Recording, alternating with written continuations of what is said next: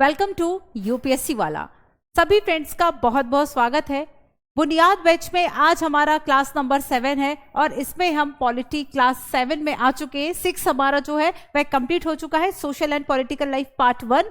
सो friends, आज हम देखने वाले हैं स्टेट गवर्नमेंट, और स्टेट गवर्नमेंट में हम समझेंगे specially role of the government in health, कि आखिर स्वास्थ्य में सरकार की क्या भूमिका है, इस पर हम बात करेंगे। ठीक है, आई होप आप सभी को जो क्लासेस है वह अच्छे से समझ में आ रही होंगी, जो भी आपके डाउट्स है वह क्लियर हो रहे होंगे, आंसर राइटिंग प्रॉपर आपको करवाई जा रही है। प्रीलिम्स एंड जो आपके पीवाईक्यू प्रैक्टिस है, उन दोनों ही क्वेश्चंस को मिलाकर हम डेली कुछ जो क्वेश्चंस है वह सॉल्व करते हैं। कुछ क्वेश्चंस मैं आपके लिए देती हूँ। चलिए तो शुरू करते हैं हम अपनी आज की क्लास को, है ना। तो आज हम बात करने वाले हैं, जो हमारा लास्ट क्लास था जिसमें हमने इक्वलिटी की बात की थी, समानता की बात की थी। सो इक्वलिटी के क्वेश्चंस हमने दैट टाइम नहीं किए थे। इस क्लास में पहले हम उसे सॉल्व करते हैं, फिर हम चलेंगे हेल्थ की डेफिनेशन क्या है, हेल्थ केयर इन इंडिया। ठीक है, भारत में अगर हम देखें तो क्या स्वास्थ्य है, क्लियर।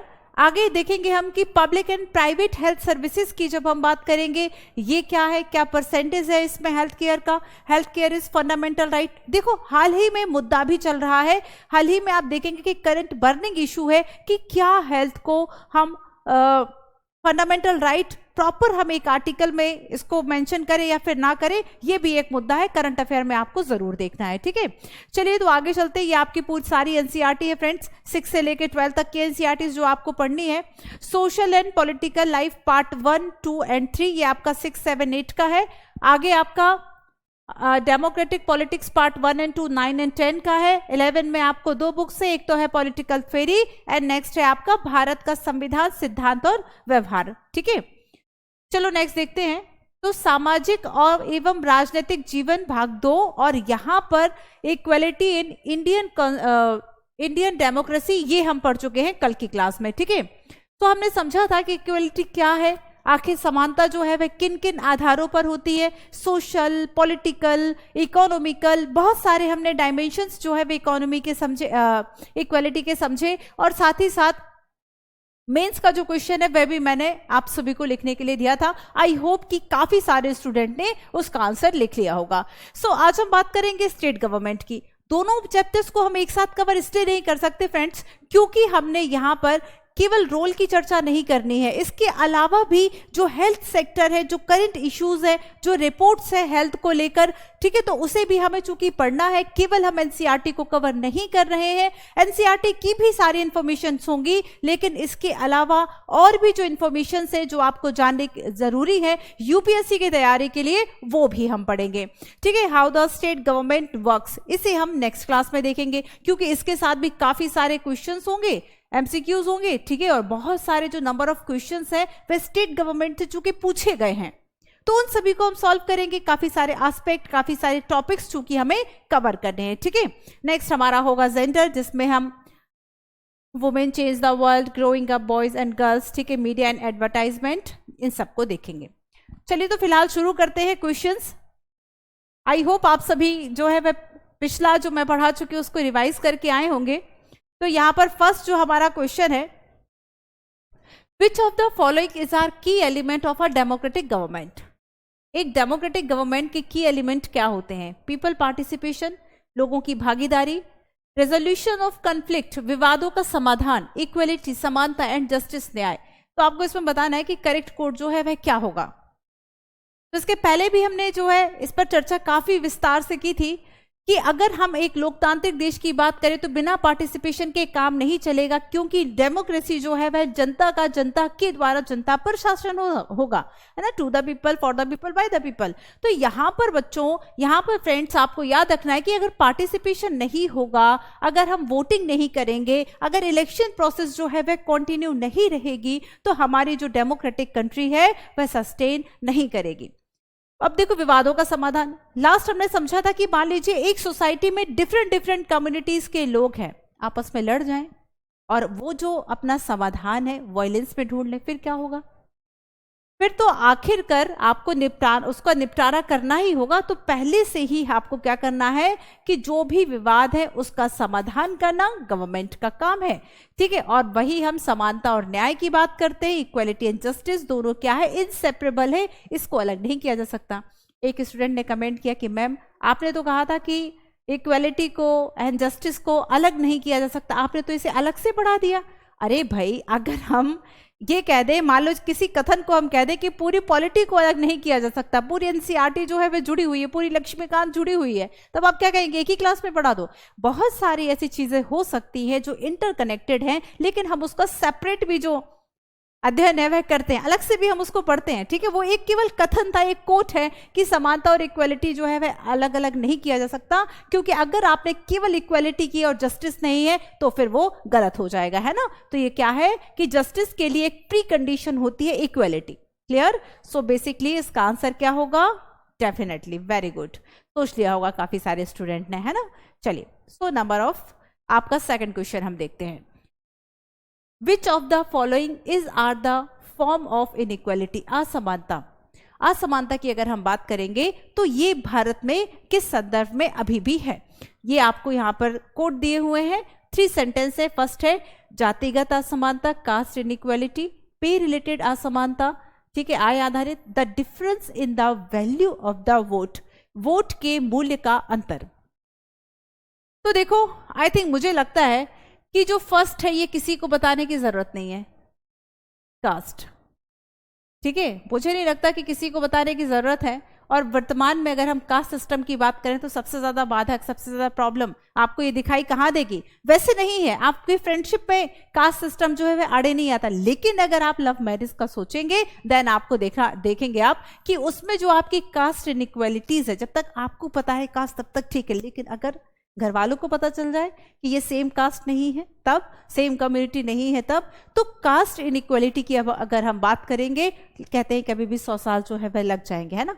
आई थिंक आप देखेंगे कि बहुत सारे ऐसे इनिशिएटिव्स आते हैं, और आई थिंक किसी पर्टिकुलर ऑर्गेनाइजेशन ने या किसी व्यक्ति ने हाई कोर्ट, सुप्रीम कोर्ट में एक आरटीआई और याचिका जो है वह भी लगाई थी, जिसमें ये कहा था कि सभी को ये हम कास्ट की जगह इंडियन, भारतीय लिखना अनिवार्य कर दें। तो अभी हाल फिलहाल के लिए ठीक है, कहने के लिए बातें अच्छी हैं, लेकिन फिर भी अभी मुझे लगता है कि 100 वर्ष जो है वह लग जाने चाहिए इस कास्ट सिस्टम को जाने के लिए, ठीक है। तो जातिगत असमानता डेफिनेटली हमारे यहाँ। सेकंड हम देखेंगे आय आधारित असमानता। सो फ्रेंड्स, आप बहुत सारी जो रिपोर्ट है इंटरनेशनल ऑर्गेनाइजेशन की, तो ये रिपोर्ट्स क्या कहती हैं कि आपकी, जब हम अगर इनकम की बात करें तो बहुत सारे लोग ऐसे हैं जो बहुत अच्छी एक हैंडसम सैलरी लेते हैं, लेकिन काफ़ी सारे लोग ऐसे हैं जो अपनी मिनिमम और बेसिक नीड्स के लिए स्ट्रगल करते हैं, है ना। तो यहाँ पर क्या है कि आय आधारित असमानता है, बिलो पॉवर्टी लाइन आपने सुना है ना। तो देखो, यहाँ पर मैं आपसे एक रिपोर्ट की बात करूंगी जो कि state of inequality in India, state of inequality in India, ठीक है, रिपोर्ट, ठीक है। साथ ही देखो, ये जो रिपोर्ट है फ्रेंड्स, ये कहती है कि अगर हम वेल्थ का कंसंट्रेशन देखें, धन संकेंद्रण, पैसा अगर हम देखें कहां पर कितना है, तो वेल्थ जो कंसंट्रेशन है ये अर्बन एंड रूरल एरियाज में, अर्बन में कितना परसेंटेज है, 44.4, और वहीं जब हम रूरल एरियाज की बात करेंगे तो लगभग यहाँ पर 7.1% है। तो देखो कहाँ 7% है, 2 अंक भी नहीं आ रहा है, और कहाँ पर 44% है। तो यहाँ पर क्या है फ्रेंड्स कि जब हम ये धन की बात करेंगे, वेल्थ की बात करेंगे तो काफी अंतर है। तो आय आधारित असमानता हमारे यहाँ है, ठीक है। साथ ही देखो, एक और रिपोर्ट मैं बताती हूँ वर्ल्ड लेवल पर, जो कि है वर्ल्ड इनइक्वालिटी, ठीक है, वर्ल्ड इनइक्वालिटी रिपोर्ट है,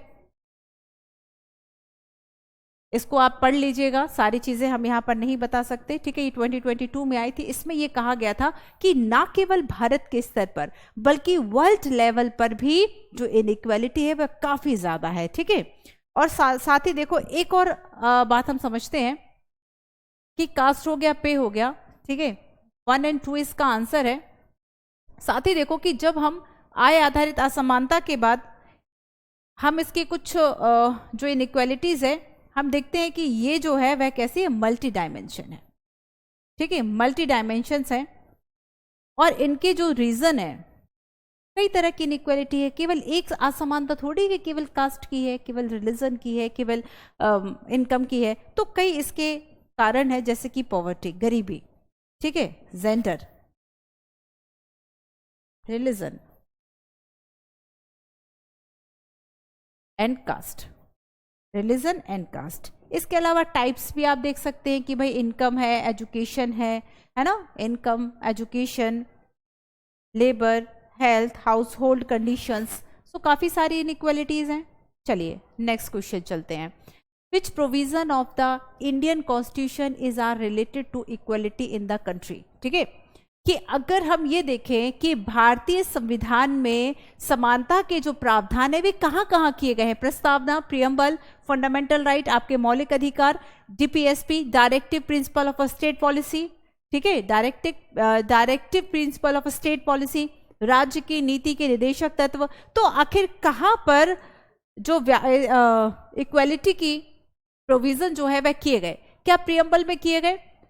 तो लास्ट मैंने आपको प्रियम्बल में गरिमा, डिग्निटी जो वर्ड है ये सारे दिखाए हुए थे। तो देखो सबसे पहले हम शुरुआत करते हैं प्रियम्बल से, जो कि हमारा फर्स्ट सेंटेंस है।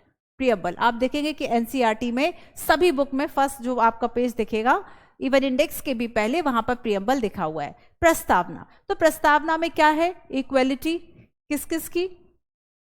इक्वेलिटी की बात की गई, नहीं की गई है ना? तो याद रखना है आपको, equality of status and opportunity, of status, प्रतिष्ठा और अवसर की समानता। ठीक है, एक तो प्रतिष्ठा, समानता किस किस की? प्रतिष्ठा की और अवसर की, इन दोनों की समानता। तो ये तो हमारी एक बात हो गई, केवल प्रियम्बल एक सेंटेंस हो गया। देन नेक्स्ट जब हम फंडामेंटल राइट की बात करते हैं तो इसमें है आपका आर्टिकल 14, और आर्टिकल 14 को हमने लास्ट क्लास में विस्तार से समझा था। ठीक है, तो वहां पर आप देख लेना। फिर जब हम डीपीएसपी की बात करते हैं फ्रेंड्स, तो आपको याद रखना है कि डीपीएसपी, आपको याद होगा कॉन्स्टिट्यूशन का पार्ट 4 है, और आर्टिकल 36 से लेकर 51 जो आर्टिकल है, इसमें डीपीएसपी की जो प्रोविजंस हैं वह लिखे गए हैं। साथ ही आपको याद रखना है फ्रेंड्स, जब हम आर्टिकल 39 की बात करते हैं, ठीक है, तो आर्टिकल 39 में ये प्रोविजन किया गया है कि जो स्टेट है वह प्रमोट करेगा कि जो मेल और फीमेल है इन्हें इक्वल जो अवसर है आजीविका के, लाइवलीहुड के, वह प्राप्त हो। ठीक है, आजीविका के समान अवसर हो। और साथ ही एक और इंपॉर्टेंट प्रोविजन जो कि यूपीएससी भी पूछ चुका है, equal pay for equal work. ठीक है, equal pay for equal work. तो देखो जहां पर मैं ये स्टार लगा रही हूं, याद रखना यूपीएससी इसको पूछ चुका है। ठीक है, तो हमारे तीनों प्रोविजन हो गए। ओके, सो आंसर क्या हुआ आपका? 1, 2 and 3, option number D, preamble, fundamental and DPSP, इन तीनों में ही कॉन्स्टिट्यूशन में क्या किया गया है? इक्वालिटी को प्रमोट किया गया है। इक्वालिटी के लिए जो प्रोविजन है वह किए गए हैं। नेक्स्ट क्वेश्चन देखते हैं, which of the following is are incorrect about the Indian democracy. भारतीय लोकतंत्र की अगर हम बात करें तो इसमें कौन सा स्टेटमेंट जो है वह इनकरेक्ट है? याद रखना, हमें इसमें इनकरेक्ट बताना है। लोकतंत्र की आधारशिला है संसद, parliament is cornerstone of democracy, direct representation of peoples in the house of parliament, संसद के सदनों में लोगों का प्रत्यक्ष प्रतिनिधित्व। सो यहां पर गलत क्या होगा? इनकरेक्ट आपसे पूछा है। फर्स्ट तो आई थिंक आप सभी को पता होगा कि जब संसद की हम बात करेंगे तो ये हमारी जो डेमोक्रेसी है उसके लिए क्या है? कॉर्नर स्टोन है, नींव का पत्थर है। जानते हैं क्यों? क्योंकि हमारे यहाँ फ्रेंड्स जब हम संसद की बात करेंगे तो जो पार्लियामेंट है, ठीक है, पार्लियामेंट क्या है? हमारे यहाँ सुप्रीम लेजिस्लेटिव अथॉरिटी है, सुप्रीम लेजिस्लेटिव अथॉरिटी है। साथ ही देखो पार्लियामेंट में कौन जाता है? हमारे इलेक्टेड, जिसको हम चुन रहे हैं ना, जो इलेक्टेड रिप्रेजेंटेटिव हैं,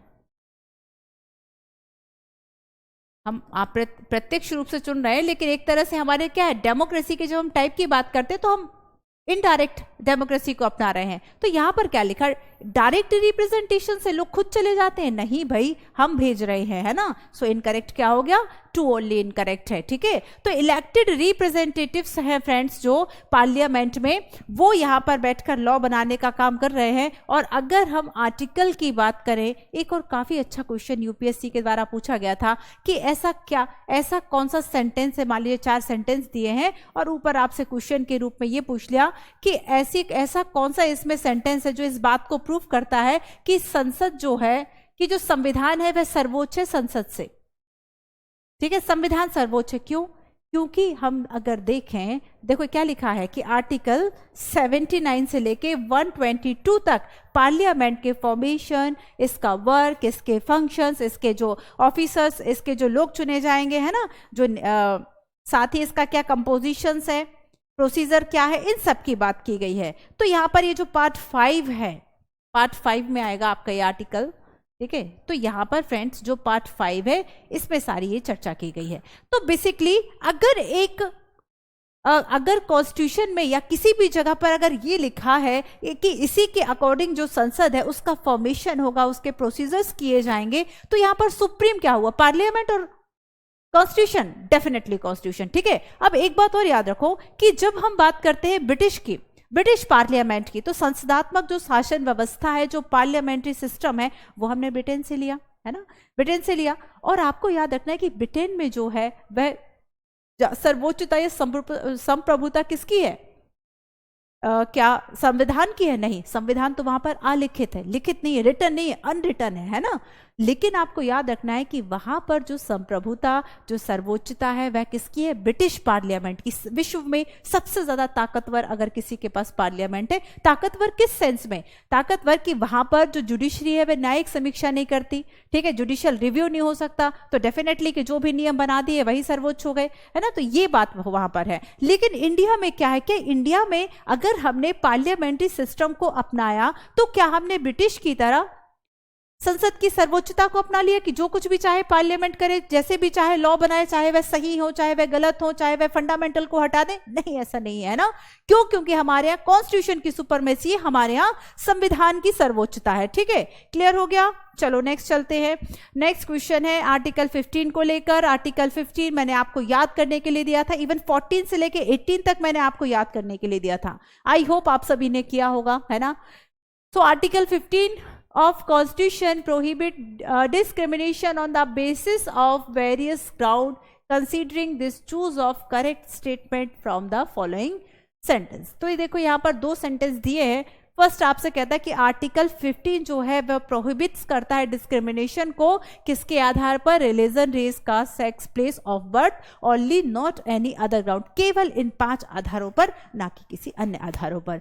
This include on above ground no citizen can discriminate access to shop, public restaurant, hotel, places and public entertainment। इसमें शामिल है उपरोक्त आधारों पर कोई भी नागरिक दुकान, सार्वजनिक रेस्टोरेंट, होटल, सार्वजनिक मनोरंजन और इसकी पहुंच में भेदभाव नहीं कर सकता, है ना। तो सार्वजनिक अगर हम पहुंच की बात करें तो ठीक है, आर्टिकल 15 की बात की गई है, ठीक है, आर्टिकल 15 की बात की गई है, तो क्या इसमें ये भी शामिल होगा? बिल्कुल शामिल होगा, ठीक है, दोनों ही शामिल होंगे। चलिए नेक्स्ट चलते हैं। नेक्स्ट क्वेश्चन है, our constitution recognise equality, which of the following provision provided by constitution. ठीक है, संविधान में अगर हम समानता की बात करें तो कौन सा ऐसा प्रावधान है जो कि इस बात को सुनिश्चित करता है। सो यहाँ पर 3 स्टेटमेंट है। फर्स्ट स्टेटमेंट आपसे कहता है इक्वालिटी बिफोर लॉ। ठीक है, इक्वालिटी बिफोर लॉ का कॉन्सेप्ट हमने कहाँ से लिया, अमेरिका से या फिर ब्रिटेन से? कल ही बताया था, आधे लोग भूल गए होंगे, है ना। सो कहाँ से लिया? Equality before law. देखो रूल ऑफ लॉ याद करो, एवी डाइसी को याद करो जो कि ब्रिटिश ज्यूरिस्ट थे, ठीक है, ब्रिटिश विधिवेत्ता थे। सो इक्वालिटी फॉर लॉ हमने कहाँ से लिया? ब्रिटिश ओरिजिन है। जबकि हम अमेरिकन कॉन्स्टिट्यूशन की बच्चों जब बात करते हैं तो वो हमने कहाँ से लिया था? अमेरिका कॉन्स्टिट्यूशन से क्या लिया था हमने? कमेंट करके बताओ। चलो, so equality before law, no person can the discriminate against on the basis of their religion, race, caste, place of birth, whether are female और male. Every person has access to all public place, देखो वही है बस भाषा बदल गई, same वही है बस भाषा बदल गई, ठीक है, जो मैंने आपसे पहले पूछा था। ऑब्वियस सी बात है, आपको लग रहा होगा कि सभी सही है, ठीक है, चलो आगे चलते हैं। अब देखो ये क्वेश्चन है आपका कि अच्छा ये पॉइंट जो है फिर मैं लास्ट क्लास में डिस्कस करना भूल गई थी, अच्छा है कि क्वेश्चन से हम जो है वह डिस्कशन कर लेंगे। Constitution guaranteed equality for all in which of the following way government try to implement. अगर हम समानता की गारंटी की बात करते हैं तो गवर्नमेंट के द्वारा किस तरीके से लागू करने का जो प्रयास है वह किया जाता है, by making law and government programme scheme, या तो कानून बनाना और सरकारी कार्यक्रम और जो योजनाएं हैं उसको बनाना। तो कौन सा तरीका अपनाया जाता है, देखो तो दो तरीके हो सकते हैं बच्चों कि अगर गवर्नमेंट चाहती है कि जो समानता है वह आए, इनइक्वालिटी जो है वो हटे, तो यहां पर एक तो आपने लॉ बना दिया, ठीक है, जैसे कि आपने आर्टिकल 70 बनाया, 17 नॉट 70, आर्टिकल 17 आपने बनाया, ठीक है, और इसमें आपने अनटचेबिलिटी को पनिशेबल ऑफेंस, अनटचेबिलिटी को प्रैक्टिस करना पनिशेबल ऑफेंस बना दिया। तो यहां पर एक लॉ से आपने असमानता जो है वह खत्म करने की कोशिश की, समानता लाने की कोशिश की। एंड नेक्स्ट वन इज कि गवर्नमेंट की जो प्रोग्राम और स्कीम्स हैं, जिसे हम देखते हैं कि लोग जो है वह डिफरेंट डिफरेंट बैकग्राउंड पर इनइक्वल हैं, केवल कास्ट सिस्टम तो है नहीं, तो बैकग्राउंड में क्या है, उनकी गरीबी, ठीक है। अगर हम बच्चों पॉवर्टी की बात करें, आपको पता है जब हमने कोविड की बात की थी ना, मतलब कोविड की अगर हम बात करें बच्चों, तो जो हमारे एसडीजी गोल्स है ना, और उसमें जो कि पॉवर्टी जीरो हंगर की बात की गई है, तो यहाँ पर आपने बहुत सारी रिपोर्ट्स आई उस दरमियान कि कितने लोगों को फैसिलिटीज़ मिली, हेल्थ फैसिलिटीज़ नहीं मिली, कितने लोगों को बेड इवन अवेलेबल हुआ हॉस्पिटल में नहीं है, बहुत ज़्यादा जो दम भरते थे, जिनको बहुत ज़्यादा भाई इस चीज़ को लेकर अभिमान था कि भाई हमारे यहाँ का हेल्थ इंफ्रास्ट्रक्चर इतना अच्छा है, वो देश भी सफ़र करे, ठीक है, वो देश भी जो है उन्हें इतनी ज़्यादा प्रॉब्लम हुई कोविड में, और कोविड में रिपोर्ट्स आती हैं कि इवन पॉवर्टी में इतनी ज्यादा मल्टी डायमेंशनल जो लोग हैं वह गरीब हो गए हैं कि अब अगले 30 साल तक हम उन लक्ष्यों को प्राप्त करने में पिछड़ गए हैं कि अगर हमें जीरो हंगर या नो पॉवर्टी का जो गोल है वह अचीव करना था, तो हो सकता है हम कि 2030 तक हम कर लेते, लेकिन अब वो जो गोल है वह हम 60 तक कर पाएंगे, 50 तक कर पाएंगे, है ना। तो यहाँ पर क्या है बच्चों कि जब हम पॉवर्टी की बात करते हैं तो मान लीजिए कि लोग जो है अपने बच्चों को एजुकेशन नहीं दे सकते, क्यों, क्योंकि वो बहुत ज्यादा गरीब है, क्यों, क्योंकि उन्हें खाने की प्रॉब्लम है ना, फूड की प्रॉब्लम है, वह हेल्थ से सफर कर रहे हैं, वह अपनी बेसिक मिनिमम नीड्स के लिए सफर कर रहे हैं। तो ऐसे में मान लो कि गवर्नमेंट के द्वारा एक स्कीम लाई गई जिसे कि मिड डे मील कहा जाए, ठीक है। मिड डे मील जो स्कीम है सबसे पहले किसने लागू की थी, तमिलनाडु ने, और इसके बाद 2001 में सुप्रीम कोर्ट के द्वारा यह कहा गया था कि विद इन 6 मंथ पूरे देश में सभी जो स्टेट हैं इसको इंप्लीमेंट करे। तो देखो एक तीर से दो निशाने लग गए कि जो मिड डे मील है इससे बच्चों को जो फूड है, दोपहर का भोजन जो स्कूल है वह दिया गया उसमें, और साथ ही साथ फूड के साथ साथ अब वो बच्चे पढ़ने आ गए, है ना, खाने के लिए पढ़ने के लिए भी आ गए। तो फूड एंड एजुकेशन दो चीजों को, दो लक्ष्यों को इस पे भेजा गया, ठीक है। तो इस तरह की स्कीम्स है,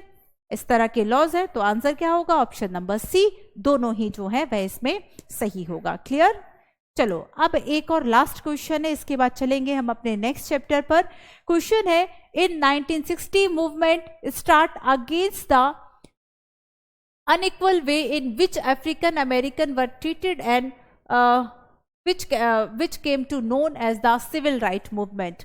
अगर हम नागरिक अधिकार आंदोलन की बात करें, नागरिक अधिकार आंदोलन, ठीक है, in civil right act of 1964 prohibited discrimination on the basis race religion but not on national origin. कि सिविल राइट जो एक्ट आया 1964 में, उसमें क्या हुआ कि हमने रेस एंड रिलीजन, धर्म और जो वंश उसके आधार पर तो हमने भेदभाव हटा दिया, लेकिन राष्ट्रीयता के आधार पर नहीं हटाया कि वो अफ्रीकन है तो हम उनसे भेदभाव अभी भी जो है वे कर सकते थे। तो क्या ऐसा हुआ? नहीं, ऐसा नहीं हुआ था, है ना। सब चीजों को, हर तरह का जो डिस्क्रिमिनेशन हो रहा था उसे हटा दिया था। एंड इसकी शुरुआत किससे हुई थी? याद है वह महिला रोजा पार्कर है ना, रोजा पार्क्स महिला जो कि काम करके आ रही थी, बस में बैठी हुई थी और उसने एक जो व्हाइट मैन आया उसको सीट नहीं दी क्योंकि वो काफी थकी हुई थी। यहां से जो राइट मूवमेंट है वह शुरू हो जाता है और 1964 तक ये जो एक्ट है वह आ गया। ठीक है। It also state that all school would be open to African American child and they would no longer have to attend separate school specially set up for them.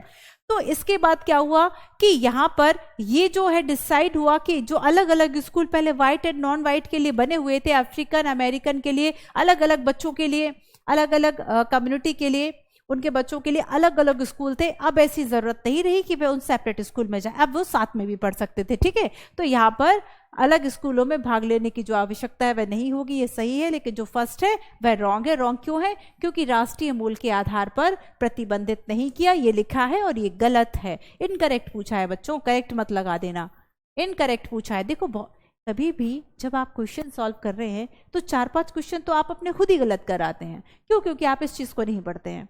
आपने बस यहाँ लगाया, अच्छा राइट रॉन्ग किया और आपको समझ में आया अच्छा यहाँ पर ये लगाना है। ठीक है। आप वहीं पर क्या कर गए, मिस कर गए, कंफ्यूज हो गए। तो ये बात आपको याद रखनी है। चलिए, तो ये हमारे क्वेश्चंस थे। नेक्स्ट देखते हैं। क्लियर है? अब हम शुरू करते हैं।